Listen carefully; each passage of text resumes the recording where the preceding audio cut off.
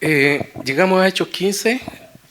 La semana pasada, ¿cierto? Terminamos con el capítulo 14 y dejamos a Pablo y a Bernabé en Antioquía, en la iglesia, el lugar donde ellos salieron en este primer viaje misionero, ¿cierto?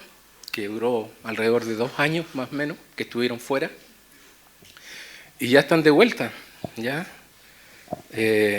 Y a su llegada ellos reúnen a la iglesia, ¿cierto?, para contarles todo lo que había hecho el Señor con ellos y cómo Dios había abierto la puerta para los gentiles, ¿cierto?, para la puerta del Evangelio para ellos, la puerta de la fe.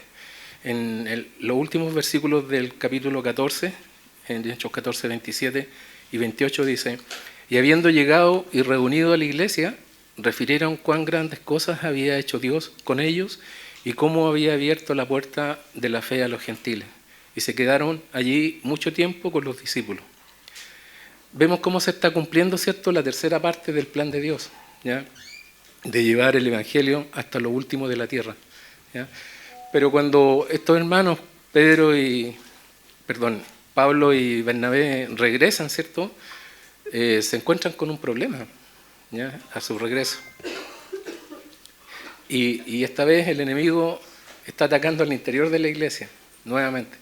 Yo no sé si ustedes se han dado cuenta a través de todo lo que hemos ido estudiando, pero cada vez vemos la mano de Dios, vemos al enemigo levantándose, siempre. Y ahora es una nueva ataque. ¿Y cuál es el problema que se les presentó aquí? Ese evangelio del mensaje de salvación que ellos habían predicado en la iglesia de Antioquía, ¿cierto?, y que habían predicado en todo este viaje que ellos hicieron, que duró, como digo, casi 2 años, o 2 años, un poco más, está siendo contaminado, ¿cierto? Está entrando un mensaje distinto a la iglesia, ¿ya? Y lo están contaminando con requisitos de la ley mosaica, dice algunos que habían venido desde la iglesia de Jerusalén, ¿ya? Ya no era solo Cristo y la gracia del Señor, sino que era Cristo y algo más para poder recibir la salvación. Algo que ellos nunca habían enseñado y que no está en la palabra de Dios, en el fondo, ¿ya? Era lo que estaban enseñando estos judaizantes, como lo llama la Escritura, a la iglesia de Antioquía, ¿ya? Y que está compuesta mayormente por gentiles, ¿ya? Hay judíos, pero también en su gran mayoría eran creyentes gentiles, y le están inculcando esto, que para recibir salvación no solo es necesario creer en Cristo, tener fe en Cristo y creer en Él, sino que además necesitaban circuncidarse conforme a la ley que había sido dada por Dios a través de Moisés. Ahora, estos hombres tenemos que entender que eran judíos, ¿cierto?, pero eran judíos creyentes.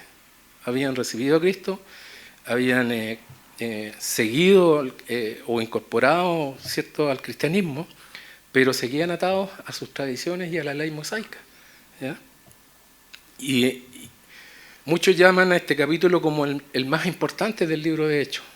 Los comentaristas, muchos de ellos, y pastores también lo ven así, porque el asunto que se va a tratar aquí en este capítulo es de vital importancia para la iglesia hasta el día de hoy, ¿ya? No solamente en ese tiempo, ¿ya? Tanto así que vamos a ver que en este capítulo que se realiza, digamos, el primer concilio de la iglesia para tomar o definir este asunto, ¿ya? Los historiadores reconocen 7 concilios ecuménicos a través de la historia, ¿ya? En especial los concilios de Nicea, que se hizo en el 325 después de Cristo, y el de Calcedonia en el 451. Pero el concilio de Jerusalén, que fue el primero que se realizó, es considerado el más importante porque estableció una respuesta definitiva a preguntas doctrinales importantes, ¿ya? ¿Qué debe hacer una persona para ser salva? ¿Es Cristo suficiente o es Cristo y algo más? ¿Ya? Y de la respuesta que salga de este concilio, ¿cierto?, de alguna forma dependía en gran manera el destino de la iglesia futura, ¿ya? Hasta, como dije al principio, hasta el día de hoy. Porque si la respuesta era que era el cristianismo y la ley judía y los ritos judíos, el cristianismo habría sido una secta más del judaísmo, ¿ya? Y probablemente nosotros estaríamos, no sé, reuniéndonos el día sábado. Entonces, y si la respuesta era no, no es necesario nada más, la Iglesia tenía la libertad de llevar a cabo el cumplimiento de la orden de Dios, de llevar el Evangelio a todo el mundo como una religión mundial, no sectorizada a un movimiento judaico. Entonces, era importante, ¿ya? Y es importante porque esto de alguna manera perdura hasta nuestros días, ¿ya? Si bien es cierto, no está relacionado a lo mejor con el rito de circuncisión, pero en muchas iglesias se predica que el mensaje de salvación enseñando que es fe en Cristo y algo más, ¿ya? La Iglesia Católica es un ejemplo de eso. No es solo Cristo, es Cristo y la tradición, ¿cierto? Es Cristo y los santos, es Cristo y María. Hasta el día de hoy perdura eso. Vamos a nuestro texto, en Hechos 15, versículo 1. Dice, entonces algunos que venían de Judea enseñaban a los hermanos, si no os circuncidáis conforme al rito de Moisés, no podéis ser salvos. Entonces, a su regreso, Bernabé y Pablo, ¿cierto?, se encuentran con estos hombres que están enseñando esta nueva doctrina. La circuncisión conforme al rito de Moisés que se menciona aquí se refiere a la señal del pacto que Dios había hecho con Abraham, ¿ya? ¿Cuál era ese pacto? En Génesis 17 lo podemos ver. Génesis 17, del 4 al 8, dice, he aquí mi pacto es contigo, hablando Dios, Jehová, y serás padre de muchedumbres de gente, y no se llamará más tu nombre Abraham. El nombre Abraham significa padre enaltecido, ¿cierto?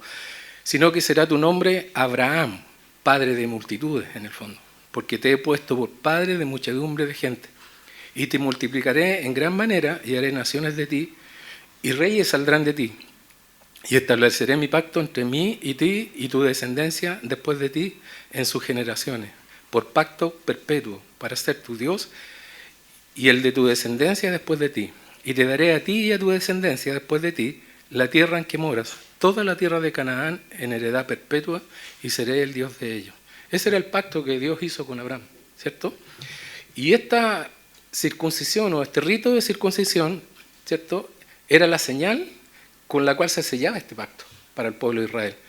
En el mismo Génesis 17, versículo 9, dice, dijo de nuevo Dios a Abraham, en cuanto a ti, guardarás mi pacto, tú y tu descendencia después de ti, por sus generaciones.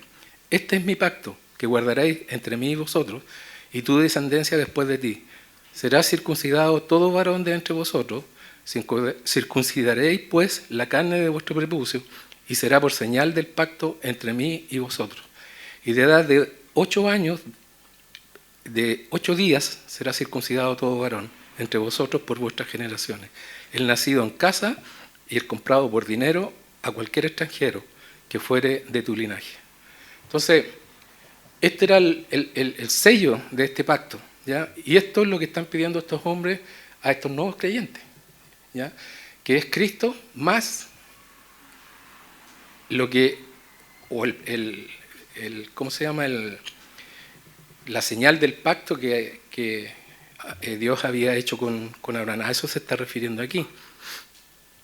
Entonces estamos viendo aquí una mezcla de cristianismo y judaísmo, ¿cierto?, como requisito para ser salvo. Imagínate estos hermanos, nuevos creyentes, gentiles, que no tienen nada que ver con religión judía, que han recibido a Cristo. ¿Ustedes han visto a un nuevo creyente cuando recibe a Cristo? La alegría de su corazón. Cambia su cara, su vida, todo. Y ahora les dicen, oye, no son salvos. Tienen que hacer esto, además. Entonces, en otras palabras, lo que ellos están enseñando es salvación por obras. Eso están enseñando, ¿ya? Cristo y guardar la ley. Cristo y algo más. Entonces, como dije, podemos ver aquí la mano del enemigo atacando la iglesia, la obra de Dios. Esta vez tratando de introducir doctrina falsa y división en la iglesia, ¿ya? Y no estamos exentos de eso. Por eso digo, siempre debemos estar preparados para estas cosas porque el enemigo no descansa. Siempre va a estar presente. ¿Se acuerdan cuando la Escritura nos habla de la tentación de Cristo? Lucas nos cuenta, nos da detalles ahí que no nos dan los otros evangelios. Dicen que Satanás dejó al Señor por un tiempo. ¿Qué significa eso? Que constantemente estaba ahí, intentando de nuevo. El problema, como dije, no era menor. Y el peligro que representaba para la iglesia hacía necesario que fuera confrontado este problema. No tapado, ni ignorado. Y así como tiene que ser. Cuando hay un problema en la iglesia que tiene riesgo de división, hay que enfrentarlo. Con la palabra de Dios, pero hay que enfrentarlo. ¿Ya? Y aquí vamos a ver cómo abordan estos hombres de Dios esta situación. ¿Cuál es la reacción de Pablo y de Bernabé cuando se dan cuenta de lo que está pasando en la iglesia? El versículo 2 dice: como Pablo y Bernabé tuviesen una discusión y contienda no pequeña con ellos, se dispuso que subiesen Pablo y Bernabé a Jerusalén y algunos otros de ellos a los apóstoles y a los ancianos para tratar esta cuestión. Entonces, dice que Pablo y Bernabé tuvieron una fuerte discusión con estos hombres. ¿Ya? Dice, fue una discusión no pequeña, ¿cierto? Si no fue pequeña, entonces fue grande. ¿Ya? Y Pablo y Bernabé conocían la Escritura, conocían la verdad de la palabra de Dios y ellos no estaban dispuestos a transar eso. ¿Ya? Por eso enfrentaron fuertemente a estos hombres. Y aquí ellos muestran el celo, ¿cierto?, de estos hombres de Dios por la Escritura, que tenían ellos por la enseñanza pura, la enseñanza sana, ¿ya?, de la doctrina de la palabra de Dios. Mira lo que escribe Judas, el hermano o el medio hermano del Señor Jesucristo, en Judas 1, bueno, tiene un puro capítulo en realidad, versículos 3 y 4. Dice: amados, por la gran solicitud que tenía de escribiros acerca de nuestra común salvación, me ha sido necesario escribiros exhortándoos que contendáis ardientemente por la fe que ha sido una vez dada a los santos. Porque algunos hombres han entrado encubiertamente, los que desde antes habían sido predestinados para esta condenación, hombres impíos que convierten en libertinaje la gracia de nuestro Dios y niegan a Dios, el único soberano, y a nuestro Señor Jesucristo. Entonces, hay doctrinas que son fundamentales, ya que no se pueden transar. ¿Ya? Y siempre cuando hablamos de estas divisiones que se producen por distintas formas, a lo mejor, de hacer las cosas, pero hay doctrinas que no se pueden negociar. La salvación es una de ellas. ¿Ya? A mí me causa cierta... bueno, cuando por ejemplo hablamos del tema del rapto, ¿cierto? Muchas personas no creen en el rapto. Son cristianos, son creyentes, ¿cierto? Comprometidos con el Señor. Otros piensan que el rapto es a mitad de la tribulación. Otros al final. Otros antes. Y si son cristianos, cuando venga el rapto, va a pasar. Va a pasar. ¿Quién va a protestar por eso cuando estemos allá arriba? Son cosas que nos dividen tontamente. ¿Ya? Pero doctrinas fundamentales como la salvación, eso no se puede negociar. Aquí le están diciendo Cristo y algo más. No es lo que la Escritura nos enseña.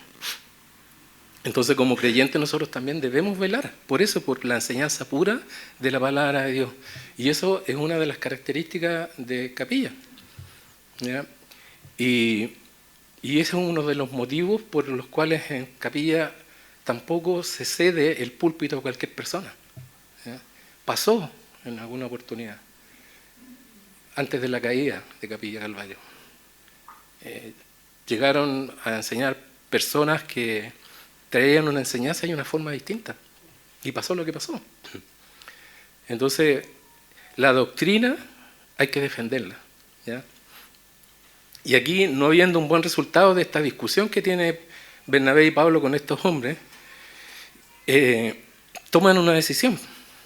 Mandar una comisión que está integrada por Pablo, por Bernabé y otros hermanos, ¿cierto?, a la iglesia de Jerusalén para que sea el tema resuelto por los apóstoles y los ancianos de la iglesia madre, por decirlo de alguna manera, ¿cierto? Así que decidieron que viajaran estos hermanos a presentar el problema. El versículo 3 dice: ellos pues, habiendo sido encaminados por la iglesia, pasaron por Fenicia y Samaria, contando la conversión de los gentiles, y causaban gran gozo a todos los hermanos. Aquí cuando habla de encaminados, ¿cierto?, no es solamente que los acompañaron en su viaje o en parte de su viaje, sino también que proveyeron todo lo necesario para que estos hermanos pudieran viajar.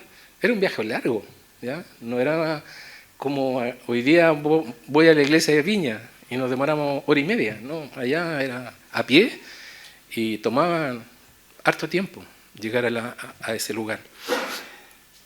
Entonces la comitiva viaja para presentar a la iglesia de Jerusalén este problema, a los apóstoles, a los ancianos. Y se supone que están viajando también con los judaizantes, porque ambos grupos, ¿cierto?, por decirlo de alguna manera, tenían que estar presentes en esa definición final. Cada uno iba a defender su posición, ¿ya? Pero en el camino, ¿cierto?, estos hermanos visitan las iglesias que ya habían sido establecidas, ya dicen Fenicia y Samaria, y van compartiendo sobre la conversión de los gentiles y todo lo que Dios ha hecho con estos nuevos hermanos en Cristo. Pero no están hablando de circuncisión y de ley como algo necesario para recibir la salvación.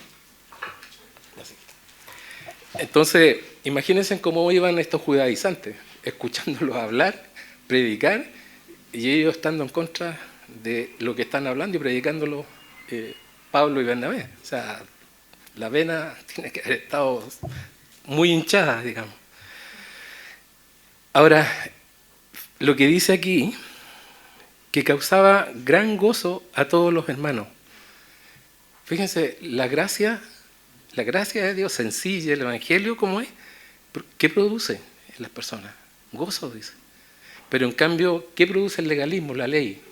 Angustia, ¿cierto? División. Dos posiciones muy marcadas.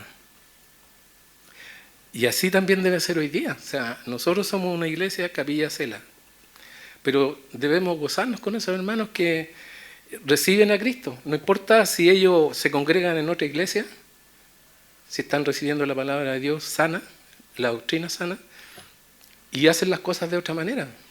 Eso no es lo importante. Lo importante es que sean bien alimentados y que tengan enseñanza sana para que ellos puedan crecer y seguir a Cristo. Eso es lo que importa. Por eso cuando han salido hermanos de aquí de la iglesia y se van a congregar a otro lado, y es una iglesia que sí enseña la Escritura, nosotros bien, felices, no hay problema.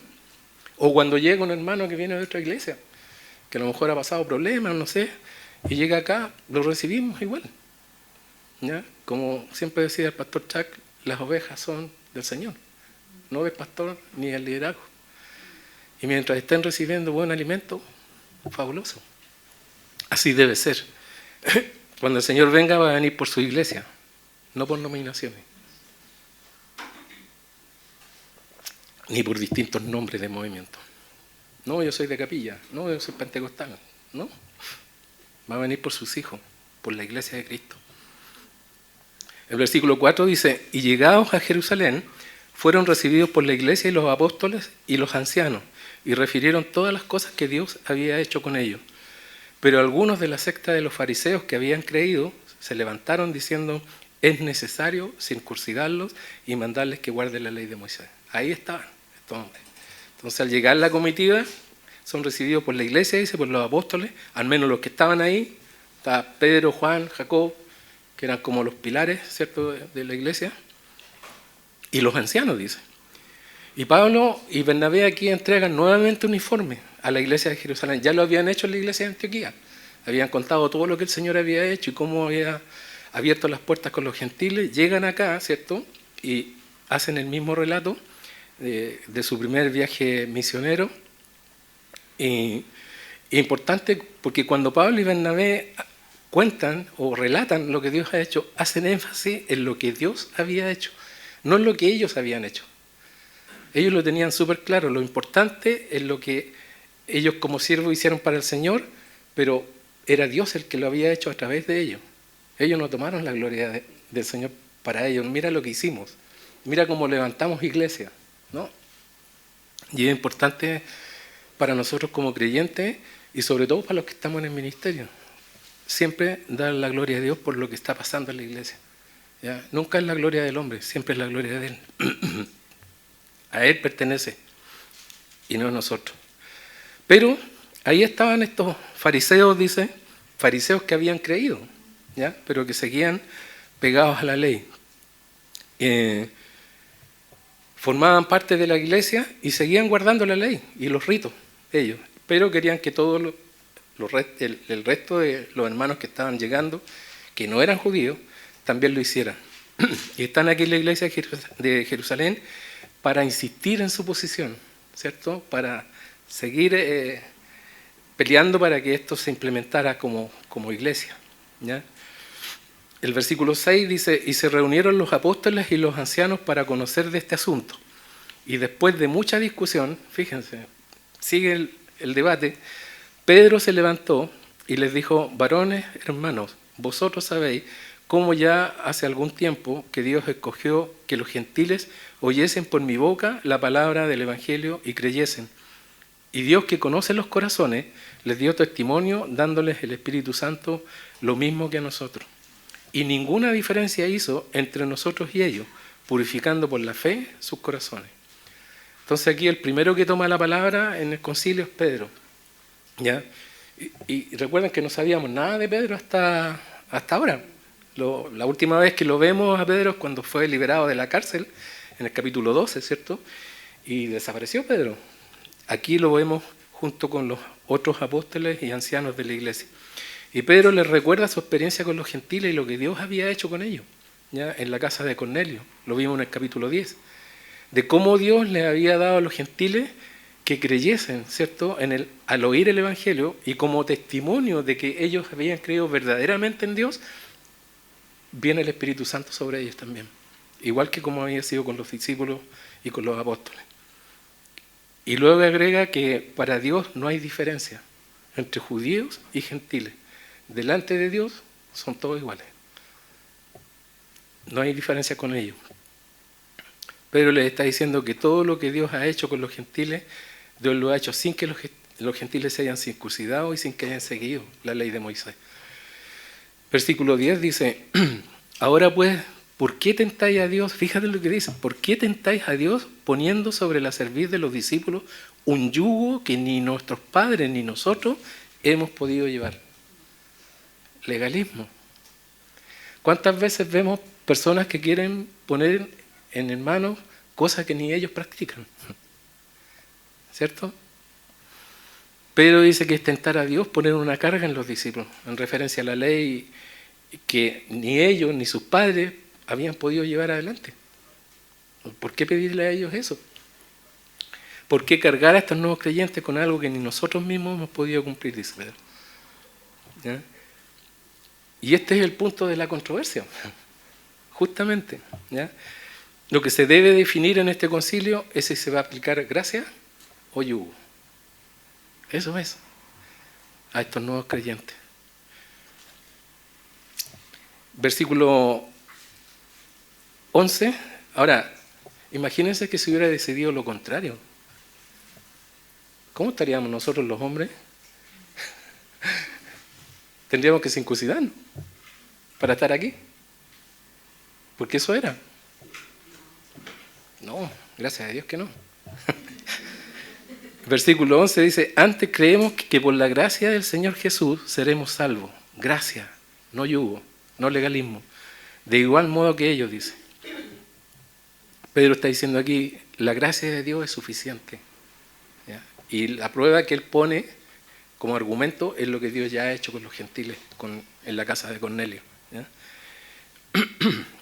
Y agrega ahí que por esa gracia de Dios, nosotros los judíos, dice, seremos salvos de igual modo que los gentiles. Mira lo que Pablo escribió a los romanos varios años más tarde. Lo voy a leer en una versión distinta para que quede más claro. En Romanos 9, versículo 30 en adelante dice, ¿qué significa todo esto? Aunque los gentiles no tratan de seguir las normas de Dios, fueron declarados justos a los ojos de Dios. Y eso sucedió por medio de la fe. Pero los hijos de Israel que se esforzaron tanto en cumplir la ley para llegar a ser justos ante Dios, nunca lo lograron. ¿Por qué no dice? Porque trataban de hacerse justos ante Dios por cumplir la ley en lugar de confiar en Él. Tropezaron con la gran piedra en su camino. ¿Cuál era esa gran piedra? Cristo. Ellos no reconocieron a Jesús como el Mesías. Dios se lo advirtió en las Escrituras cuando dijo: pongo en Jerusalén una piedra que hace tropezar a muchos, una roca que los hace caer, pero todo el que confía en Él jamás será avergonzado. O sea, no hay rito, no hay legalismo, nada. Es Cristo y nada más. Gracia, ¿cierto? El regalo de Dios. Un regalo que no merecemos, pero que nos fue ofrecido por medio del sacrificio de su Hijo en la cruz. Gratuitamente, para nosotros. Un gran precio para Él. ¿Qué pasó? El discurso de Pedro hizo que todos callaran, dice. Todos guardaron silencio. Y ahora Pablo y Bernabé vuelven a tomar la palabra. ¿Eh? Una nota al margen: esta intervención de Pedro es la última que vemos en el libro de Hechos. Pedro desaparece, no lo vemos más en el libro de Hechos. El versículo 12 dice: entonces toda la multitud cayó y oyeron a Bernabé y a Pablo que contaban cuán grandes señales y maravillas había hecho Dios por medio de ellos entre los gentiles. Entonces, ahora que la multitud guarda silencio, ¿cierto? Bernabé y Pablo vuelven a tomar la palabra porque ya lo hicieron, ¿ya? Para relatar cuán grandes señales, dice, y maravillas había hecho Dios entre los gentiles por medio de ellos en su primer viaje misionero, que lo habían terminado recientemente. Ellos ya habían hablado en el versículo 4, pero por lo que nos dice el versículo 7, aparentemente en ese momento había mucha discusión y probablemente ni los escucharon. Entonces aquí vuelven a tomar la palabra y vuelven a relatar, ¿cierto?, todo lo que había pasado. Y una vez que terminaron de hablar, Bernabé y Pablo toman la palabra Jacobo, el hermano del Señor, ¿ya? El medio hermano, digo, del Señor. Jacobo era el que presidía el concilio, ¿ya? Y el que en su condición de autoridad debía hacer público la decisión o la conclusión que se tomara en ese concilio, ¿ya? Entonces, como primero, ¿cierto?, toman la palabra Pedro, ahora la tomaron nuevamente Bernabé y Pablo, y ahora Jacob va a tomar la palabra en el versículo 13, dice: cuando ellos callaron, Jacob respondió diciendo: varones hermanos, oídme. Simón ha contado cómo Dios visitó por primera vez a los gentiles para tomar de ellos pueblo para su nombre. Miren lo que está diciendo Jacob, un judío, ¿cierto?, que era judío de tomo y lomo, como decimos, que seguía las tradiciones judías, circuncisión y todo, ¿ya? Apegado a la ley y a las tradiciones judías. Y también un pilar en la iglesia, como lo vemos ahora. Pero está avalando lo que dijo Pablo, o sea, Pedro. Está avalando las palabras de Pedro, a quien aquí lo llama por su nombre hebreo, Simón, en lugar de llamarlo Pedro. Y dice, Jacob declara que ha visitado, dice, Dios ha visitado y tomado de los gentiles pueblo para su nombre. Eso estaba solamente reservado para el pueblo judío. El pueblo judío era el pueblo de Dios, los gentiles no. Y él está diciendo aquí, ha tomado de los gentiles pueblo para su nombre. Jacob está declarando que esa condición de pueblo de Dios que solamente tenían los judíos, ahora se ha hecho extensiva hacia los gentiles, ¿cierto?, para formar un solo pueblo. ¿Y cuál es ese pueblo? La iglesia. Y con esto, dice, concuerdan las palabras de los profetas como está escrito. Y para respaldar lo que está diciendo aquí Jacob, ¿cierto?, va a citar la Escritura. Es importante eso, las cosas que nosotros hablamos, que estén respaldadas por la Escritura. Cuando compartimos con otra persona el Evangelio, no es lo que nosotros compartimos, no es mi testimonio, es lo que dice Dios, lo que dice la palabra de Dios. Mi testimonio puede ser un complemento que ayude, pero lo principal es declarar el Evangelio, ¿ya? Ese Evangelio limpio y puro, que es lo que va a cambiar el corazón de las personas. Entonces cita aquí la escritura de Amós 9, versículos 11 y 12, y nuevamente no es la opinión de Jacob, dice, esto está respaldado por las escrituras, lo que está pasando está respaldado por las escrituras.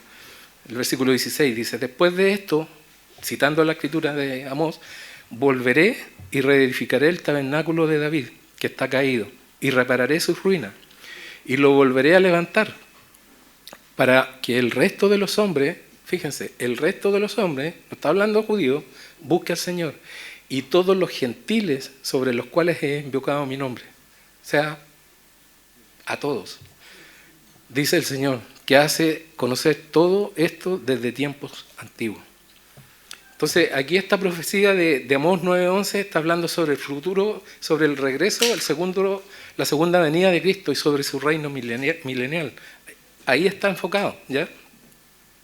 Y ahí está diciendo que, está prediciendo que tanto judíos como gentiles van a adorar juntos a Dios, ¿ya? No hay una división, ¿ya?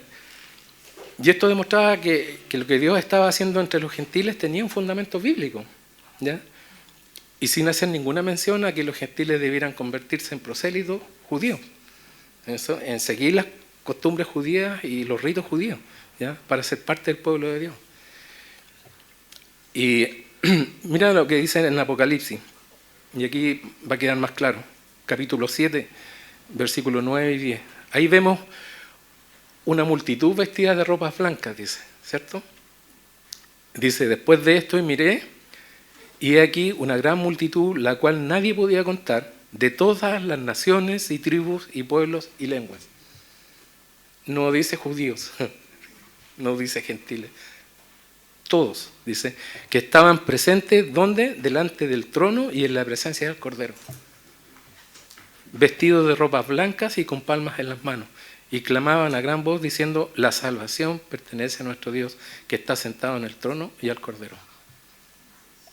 O sea, clarísimo.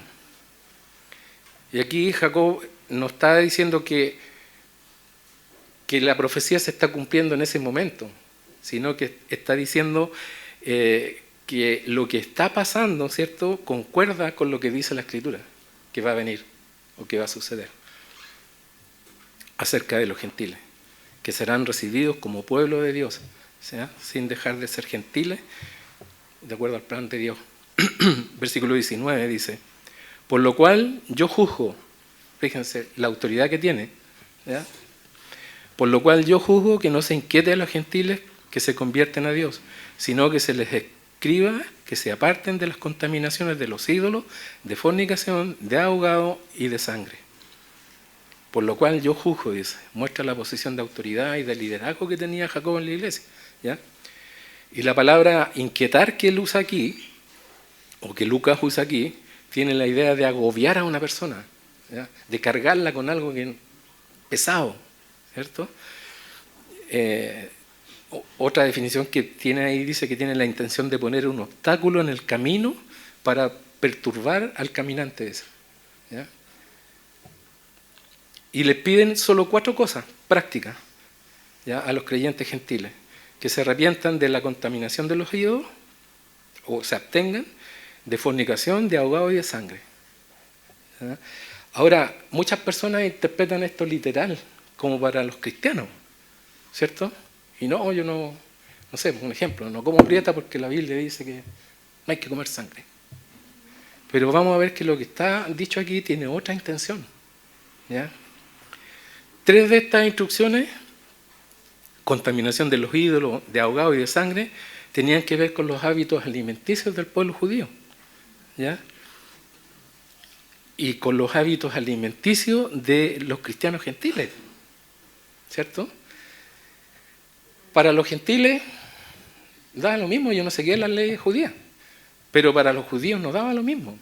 Y cuando hablaban aquí de estos 3, por ejemplo, la contaminación de ahogado y de sangre, ¿cierto?, tenía relación a cómo los animales eran sacrificados o cómo eran muertos, ¿ya? La Biblia dice que la sangre, la vida está en la sangre, dice, ¿cierto? Y ellos desangraban el animal antes de comerlo. Los gentiles no, muchas veces no lo hacían. O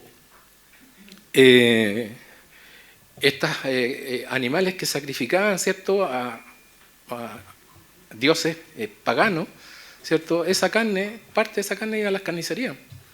Y los gentiles iban y compraban y no tenían problema. Pero un judío jamás iba a hacer eso. Entonces es un tema más allá de tomarlo literal, de no comer esto, no comer lo otro. Los creyentes gentiles eran libres de comer y consumir estos alimentos sin problema. Ellos no se hacían problema. No estaban sujetos a la ley mosaica, ¿ya? Y lo que se les pide aquí es que apliquen otra ley, la ley del amor, ¿ya? Para poder tener una buena convivencia como creyente dentro de la iglesia. Eso es. Es lo mismo que Pablo habla sobre la libertad en Cristo. Eso es lo que está ahí.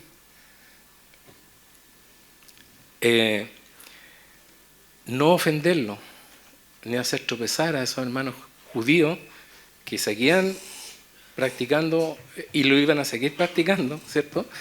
Y es como a veces usamos nuestra libertad en Cristo, tenemos el derecho a hacerlo, la Biblia así lo plantea, pero también tenemos obediencia a esta ley de amor, ¿ya? Y hay cosas prácticas, o sea, a ver, ¿cómo digo para que no suene feo? Pero a veces hablamos de nuestra libertad en Cristo delante de personas cristianas y no sabemos el efecto que tienen nuestras palabras, ¿cierto? Yo puedo tener la libertad que me da la Escritura para tomarme un vaso de vino, por ejemplo, pero yo no sé si hay una persona dentro de los que están ahí escuchando que tiene problemas con el alcohol, por ejemplo. Entonces tenemos que tener cuidado y eso es lo que llama aquí, lo que está de alguna manera planteado aquí y lo que habla Pablo también en sus cartas. ¿Tenemos nuestra libertad en Cristo? Sí, la tenemos. Pero tenemos una ley más importante que es cuidar al hermano por el amor que tenemos por él. Y si yo sé que el hermano tiene problemas con, no sé, con, ya, no como cerdo, y yo lo invito a almorzar y le sirvo cerdo, entonces, no, porque lo amo y no quiero que él se sienta mal, pues, no quiero que sea yo un tropiezo para él, ¿ya? Mira, asistente del pastor y mira lo que hizo. No.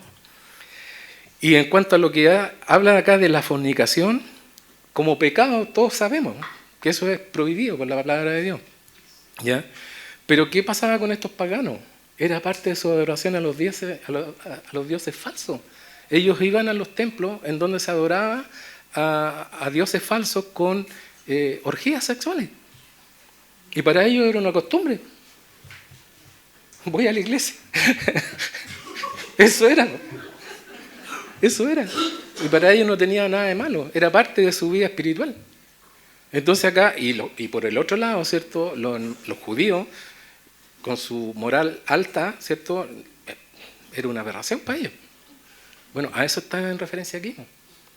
Y no tan solo por esa adoración que ellos tenían. Además, hay algunos comentaristas que mencionan que esta fornicación mencionada aquí habla también de las relaciones que eran permitidas dentro del judaísmo, en términos, por ejemplo, de matrimonio.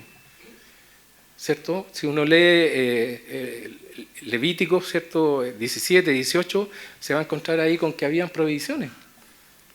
No se podían casar entre primos, una serie de... Los gentiles no. O sea, cuando vemos los gentiles, los que no eran creyentes, vemos la corrupción de Roma, hasta entre hermanos se casaban. Entonces, eso es lo que está hablando aquí, ¿ya? La idea principal de estas instrucciones era que los creyentes gentiles no actuaran de una manera que ofendiera a los creyentes judíos y que pudieran tener, ¿cierto?, una buena convivencia y no llevara a destruir el testimonio de la iglesia, ¿ya? Ese es como entre los judíos mismos. Eran normas para una buena convivencia entre gentiles y judíos basados, como digo, en la ley del amor, ¿ya? Por amor al hermano no voy a hacer algo que pueda ofenderlo y lo haga tropezar en la fe, si realmente lo amo. Versículo 21 dice, porque Moisés desde tiempos antiguos tiene en cada ciudad quien lo predique en la sinagoga donde es leído cada día de reposo. Entonces aquí algunos piensan que sugiere que el sentido de este versículo es que los judíos convertidos podían seguir asistiendo, ¿cierto?, a la sinagoga, si así lo deseaban, y escuchar la ley cada día de reposo en que era leída. Tenían la libertad de hacerlo, ¿ya? Versículo 22 dice, entonces, aquí vemos la decisión final. Entonces dice, pareció bien a los apóstoles y a los ancianos con toda la iglesia elegir de entre ellos varones y enviarlos a Antioquía con Pablo y Bernabé, a Judas, que tenía por sobrenombre Barsabás, y a Silas, varón principal entre los hermanos, y escribir por conducto de ellos los apóstoles y los ancianos y los hermanos a los hermanos de entre los gentiles que están en Antioquía, en Siria y en Sicilia, salud. ¿Ya? No salud de... no. Entonces el resultado y la decisión final fue aceptada por todos, dice, ¿ya? Por toda la comunidad, por los apóstoles, los ancianos y por toda la iglesia. Y además de eso, toman una decisión que yo creo que fue muy sabia, enviar varones de la iglesia, porque iba a llegar de vuelta Pablo y Bernabé, iba a decir, no, aceptaron esta, era como muy, ¿y cómo sé si me estás diciendo la verdad? Y no.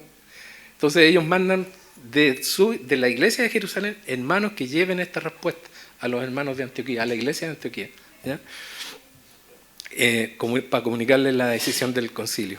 Y eligen a dos, a Judas, que también dice aquí que tiene sobrenombre Barsabás, y a Silas, conocido también como Silvano, ¿ya? En Primera de Pedro es mencionado como Silvano. Y Lucas dice que eran varones principales entre los hermanos. Y un poquito más abajo, en el versículo 32, nos dice que ambos eran profetas. O sea, eran hermanos principales dentro de la iglesia, ¿cierto? Y además dice que eran profetas. Entonces, de esta manera no iba a ser solamente la voz de Pablo y de Bernabé, sino que iban estos hermanos y ellos iban a informar lo que se había decidido en Jerusalén, ¿ya? Interesante que inician la carta y la dirigen a los hermanos entre los gentiles. Ya forman parte de ellos. Así lo ven los hermanos de Jerusalén, ¿ya?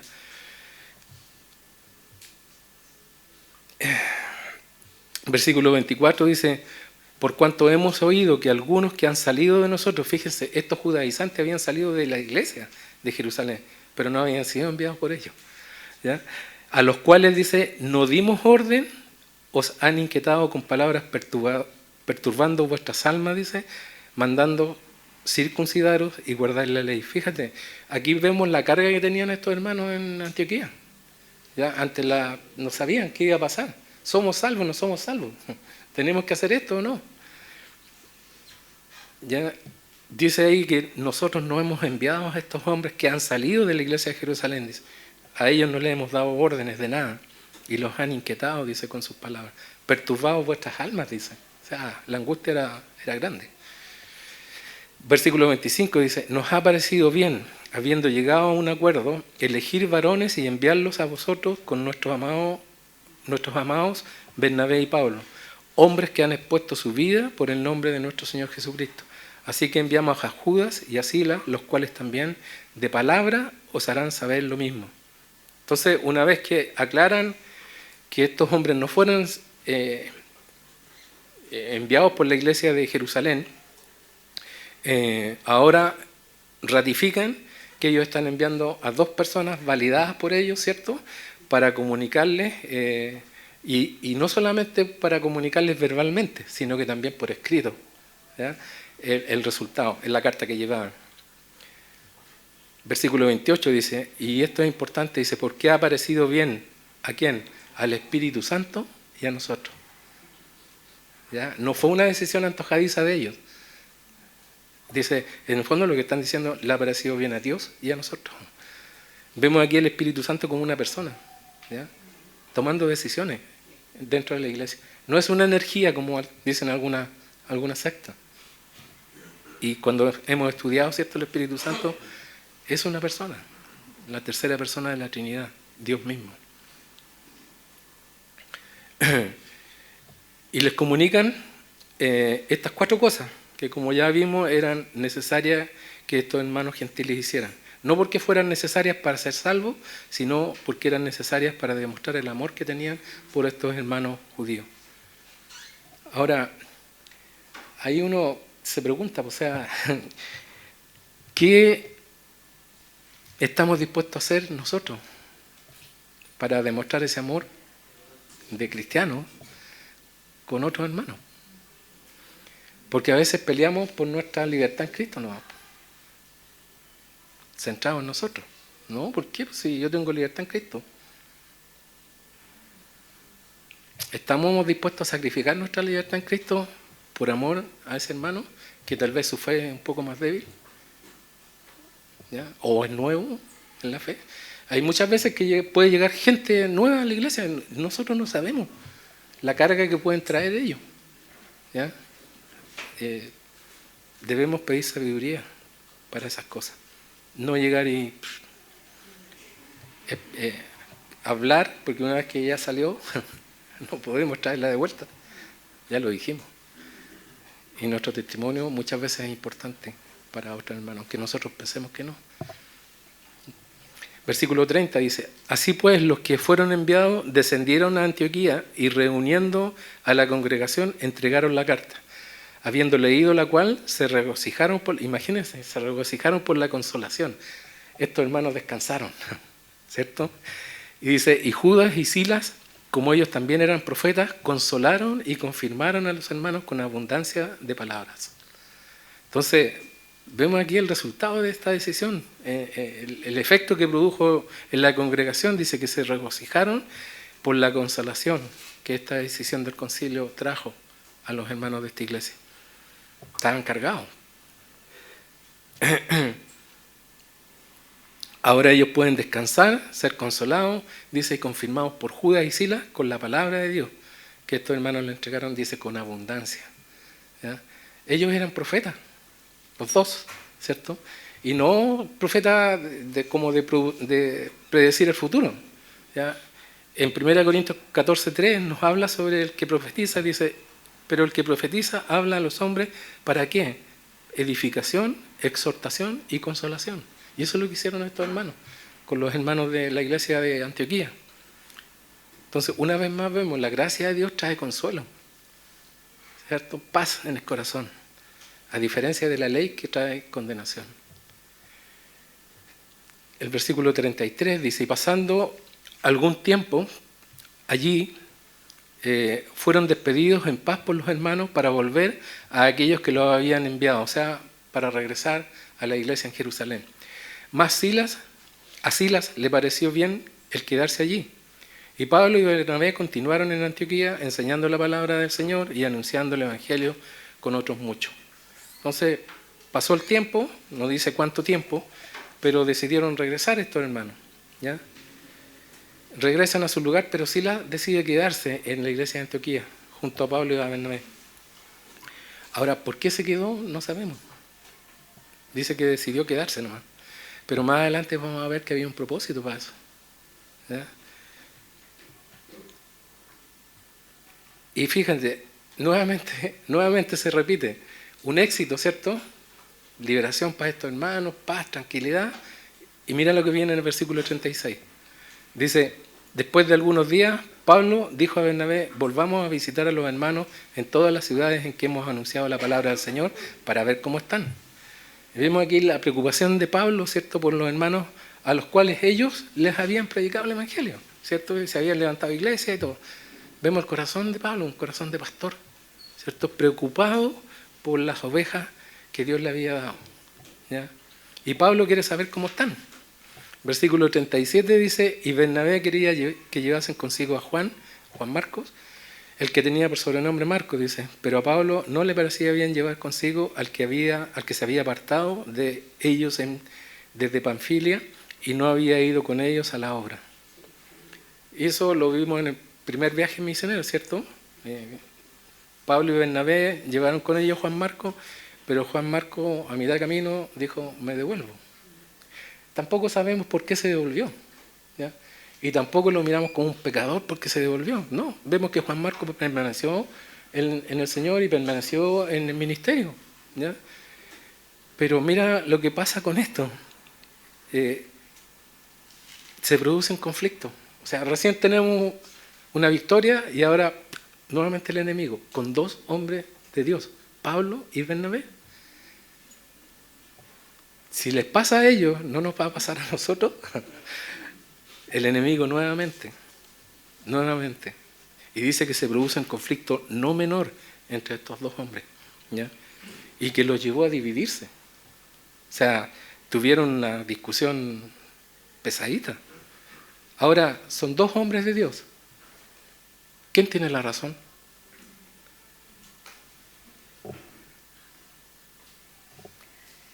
Uno está equivocado. Alguien, ¿cierto? Bueno, la Biblia no nos dice nada con respecto a quién. Pero vamos a ver cómo Dios toma eso y lo convierte en bendición. Ahora, hay distintos puntos de vista sobre esta pugna que se dio aquí. Pero me gustó la posición de un pastor que la voy a mencionar. A mí me pareció como lógica. ¿Quién está organizando el viaje? ¿A quién le habla el Señor para que haga esto? ¿O a quién le pone el Señor en su corazón hacer esto? A Pablo, ¿cierto? Visitar a los hermanos para saber cómo están. Un proyecto, como en cualquier ministerio, ¿cierto? Hoy el Señor me mostró al encargado del ministerio que vamos a hacer esto. Ok. ¿Qué hace el resto? Apoya. Bernabé iba como un apoyo. ¿Quién es la cabeza del proyecto? Pablo. ¿Qué debería haber hecho Bernabé? Haber acatado, ¿cierto? Sometido a la cabeza del líder. Bueno, eso no pasó, ¿ya? No sucedió. Y la sumisión es importante en la iglesia, sobre todo para las personas que están participando en ministerio. No puede haber dos cabezas. Sería algo deforme, ¿cierto? Como en un hogar no pueden haber dos cabezas, en el ministerio tampoco. Hay un líder guiado por lo que Dios le va mostrando que hacer. ¿Se puede equivocar? Sí, se puede equivocar. Somos humanos, vamos a cometer muchos errores. Pero hay una cabeza solamente, y no dos. Ahora, Juan Marco era el sobrino de Bernabé, ¿cierto? Y a lo mejor puede haber influido eso en que él quisiera llevar a su sobrino. Puede ser, pero en el ministerio no hay preferencia. No hay preferencia, ¿ya? Y así funciona el ministerio en nuestra iglesia también. La familia no tiene un lugar privilegiado porque la persona está en el liderazgo, ¿no? Somos todos hermanos y somos todos iguales delante de Dios. Y aquí no funcionó la cosa, ¿ya?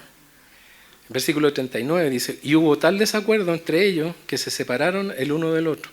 Bernabé, tomando a Marco, navegó a Chipre y vemos que como no llegaron a acuerdo, ¿cierto?, se produce esta división y Bernabé toma a su sobrino, Juan Marco, y se fue hacia Chipre. Vamos para acá. Y un dato también interesante, esta es la última vez que vemos a Bernabé en el libro de Hechos, no se vuelve a mencionar. No quiero decir nada con eso, pero no aparece.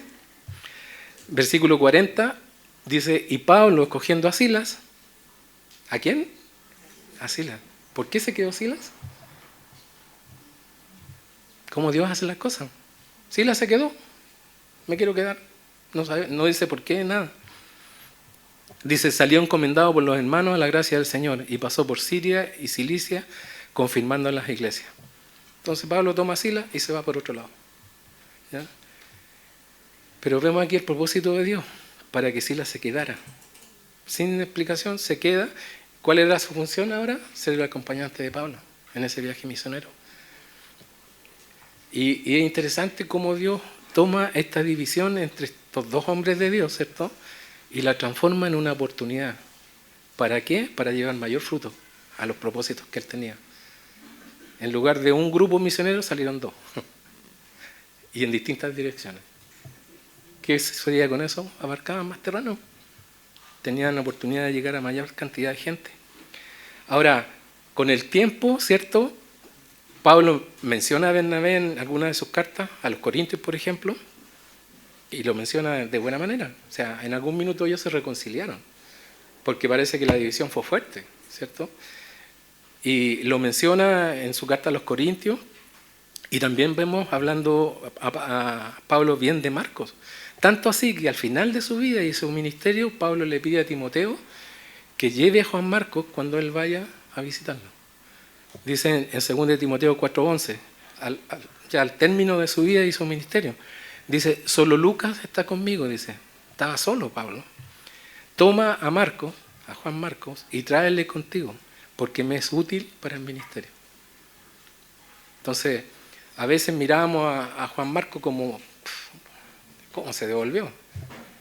Ahí lo vemos, el Señor sigue usándolo, lo siguió usando en el ministerio. ¿Ya? Y más adelante vemos a Juan Marcos, ¿cierto? Seguir sirviendo al Señor. Acompañó a Pedro, ¿cierto? Y muchos dicen que de todo lo que vivió con Pedro nació el Evangelio de Marcos, que lo escribió él. Entonces, pasan cosas en el ministerio. Y vemos aquí, jamás pensaríamos que en dos hombres de Dios de la altura de Pablo, el apóstol Pablo y Bernabé, pudieran pasar estas cosas medias carnales, si queremos verlas realmente como fueron, ¿cierto? Que llegaron al punto de dividirse. Entonces, hemos visto aquí en este capítulo gracia versus legalismo, salvación por gracia versus salvación por obra. ¿Ya? Existe legalismo hoy día en muchas iglesias, como debemos vestirnos, algunos el día que debemos reunirnos, enseñan que debemos reunirnos día sábado en vez del día domingo, estamos en pecado poco menos si nos juntamos el día domingo, que si no somos bautizados en agua entonces tampoco somos salvos, ¿cierto? O si no hablan lengua entonces no tiene el Espíritu Santo, y tantas pequeñas cosas que lo único que hacen es dividir, ¿ya?